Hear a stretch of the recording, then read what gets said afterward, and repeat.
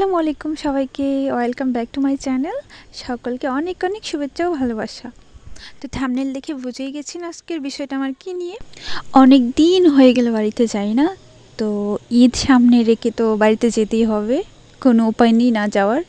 আর আমারও অনেক দিন ধরে বাড়িতে যাওয়ার জন্য একদম কি বলবো, একদম পাগলপাড়া হয়ে গেছি। তো সব কিছু গুছিয়ে আমি বের হয়ে গেলাম।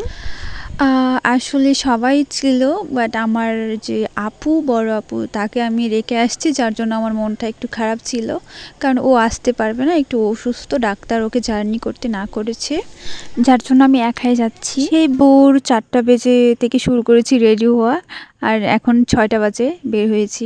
গাড়িতে উঠেছি, উঠে তো জানলার সাইডে যখন আমি মাথা বের করলাম, দেখি এত সুন্দর করে সূর্যটাও দেখা যাচ্ছে, কি বলবো, মানে অনেক ভালো লাগছিল দেখে।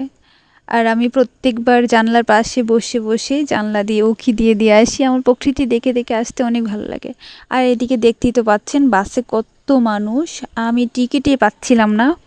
পরবর্তীতে লাস্টে আমাকে একটা টিকিট দিয়েছিল, কিন্তু সেখান থেকে আবার সামনে আমাকে নিয়ে আসছে, কারণ আমি একটু পেন করতেছিলাম যে আমার ভালো লাগছে না, পেছনে বসবো না, নেমে যাব, যার জন্য সামনে নিয়ে আসছে। তো এই যে ব্যস্ত শহর ছেড়ে আমি এখন নিজের মাতৃভূমি বা প্রিয় শহরে চলে যাচ্ছি।